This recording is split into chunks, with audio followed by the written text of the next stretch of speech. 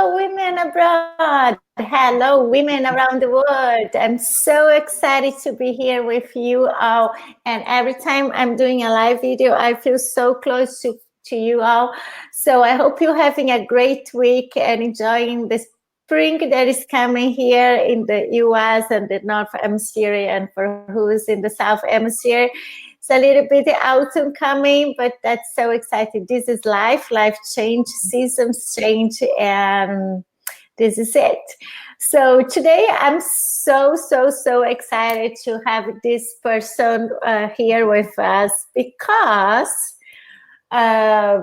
different than me and most of people in this group that are Brazilian or European that are expats, foreign people here in US, she is the opposite of us. She's American, and she had lived in Mexico, and now she is in Brazil, in Sao Paulo, as an expat. So it's amazing to see her perspectives, her experience, and also professionally, she is doing something amazing, a very particular profession, I would say. It's not common, but it's so interesting.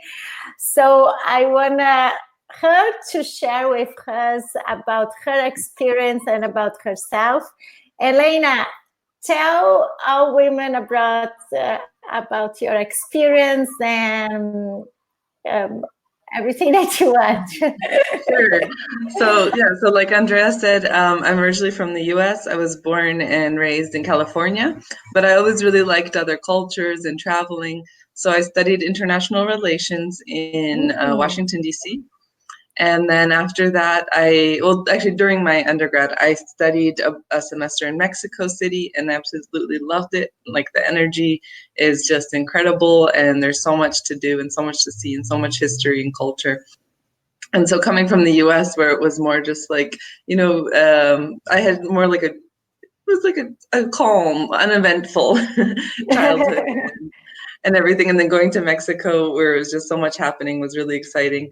And so I ended up doing some internships there in the embassies. And then I had always dreamt of doing a master's in public health. And Mexico has a really good university for that. And they actually offered scholarships.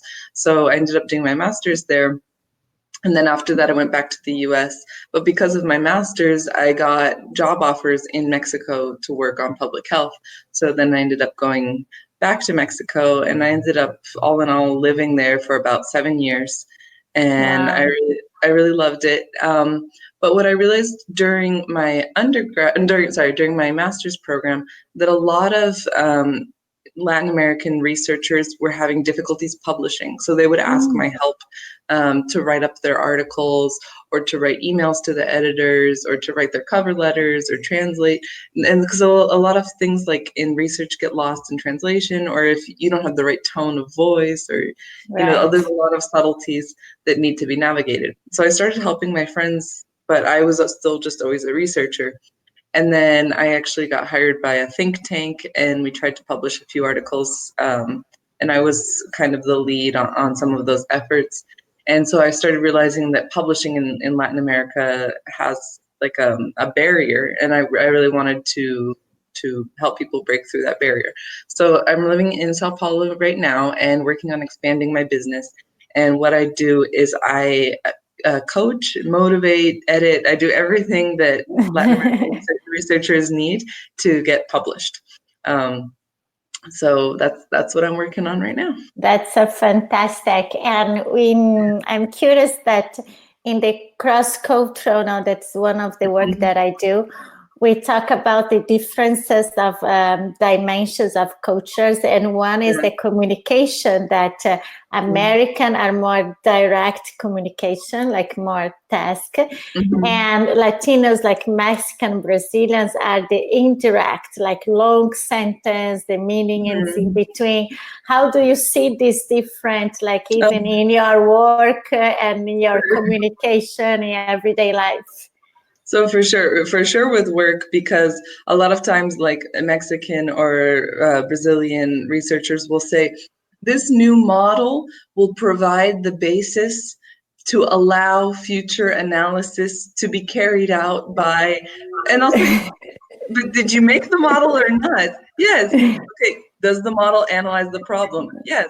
Okay, then why don't you just say this model analyzes this problem? They always say like, it will permit the evaluation of the da, da, da. But there are certain things where you do have to be very subtle and delicate and not direct in English. And so I've actually had some situations like that. I remember one of my professors was asked to review an article, and he had very strong reason to believe that the article was invented. It was not a real study. That somebody had just made up the data and was trying to publish that. So he has my help to write to the editors, because he was like, I don't know how to accuse this guy of faking a study. I don't know the guy, but how do I explain that I think this guy is faking a study without accusing anybody? So like there's a lot of subtleties there that it's like that are definitely hard to communicate. Yes, yes. And of course, I need to ask this question, how it feels like to be an American now, like in American life in this Brazil, especially in Sao Paulo, this crazy city with in your everyday life and work life, how that feels like. So actually, at first, I thought people were not gonna like Americans, but people really like Americans here, and so I guess that helps. I know it's probably a lot different from people from other regions. Like I know Venezuelans, Haitians come up across a lot of discrimination, but I have that privilege of being very welcomed, and also I speak Portuguese pretty well. I don't think I speak that well, but everybody is like, wow, you speak really well.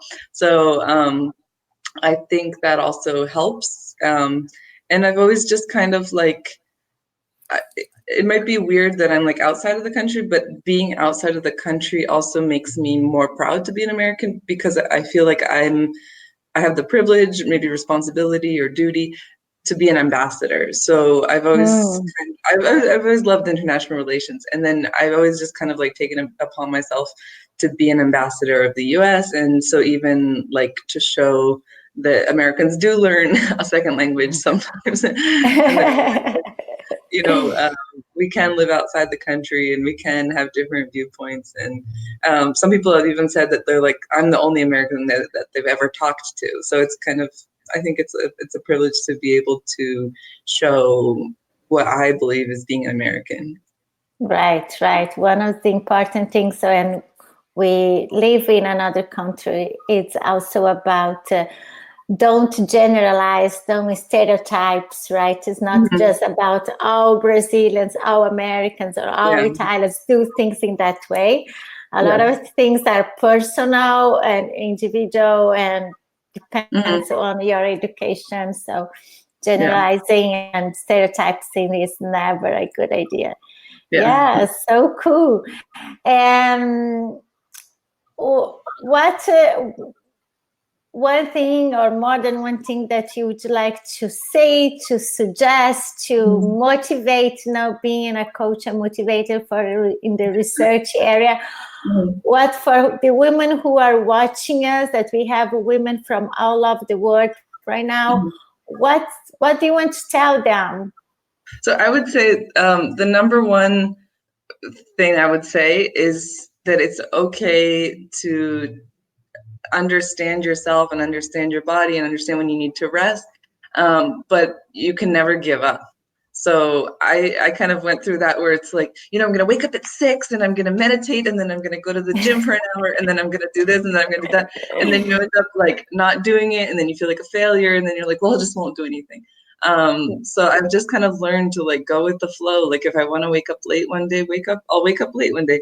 But then if I have more energy the next day, then just work more the next day. But the important thing is just to always keep going. Because I know like with starting a small business, there's so many setbacks.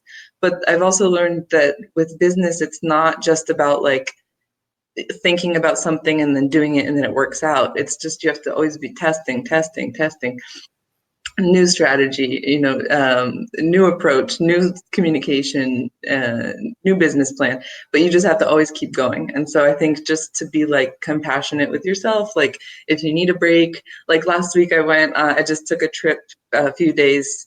I was still working, but I just wanted to like go out and see some nature and I went to an art museum. So just like do whatever you need to make sure you're in a good place, and you're happy and that you're in a good headspace, but just always keep going and don't give up no matter what. That's so beautiful. That's amazing reminder. Thank you so much for that. And we know, like all of us women, we tend to be hard on ourselves. We want to be perfect and do the best that we can with family, house, work. Yeah. And sometimes we forget to look to ourselves and be compassionate to ourselves and take care of ourselves. So this is a great reminder. Oh, Elena, so nice to have you here and share your experience and share the amazing work you do. I just want to remind that Elena is the publishing and the study that is for the researcher world. So she works a lot of universities, right, Elena? Is this kind of field, publish, researching. So it's really deep and for smart people. But even like so I have a friend who works like a little bit with sociology, but she's never studied like sociology and psychology, and she was talking about how she wanted to do a master's, but she kind of wanted to show the program that she was serious about sociology. So we're actually, I don't know if this is going to happen, but we were talking about like in her case, maybe we could write a paper together about some kind of sociological topic. Because anybody can write a paper, anybody can get it published. You obviously have to do the research and do some kind of analysis, but anybody can write a paper. So even for people who might just be thinking about maybe going back to get a master's or a doctorate, writing a paper can be great, and it can be a way just to share your opinions with the world. Obviously, they have to have some kind of scientific basis. But anybody can write. Like there's even articles that are just like a letter to the editor. Like less than 1,000 words, so like a page or two. So if you have an opinion on some kind of scientific issue, you're totally allowed to write that in. They may not always publish it, but that's the whole problem with this. Academic. But that's always good to know, because most of the time people don't know, we don't know. So it's always that's why I love interview people and bring people, because it's good to know what is around, what people are doing. It's not just what is in the social media thing, but there is a lot of work that we don't know, and that is so special for all of us. For sure. Oh, yeah. Thank you so much. Thank you for your time. Thank you for being here, sharing. And I hope you enjoy it. Please feel free to contact Elena and to share your thoughts. Thank you, everyone. Have a great week. Bye-bye. Thank you. Bye. Thank you, Andrea.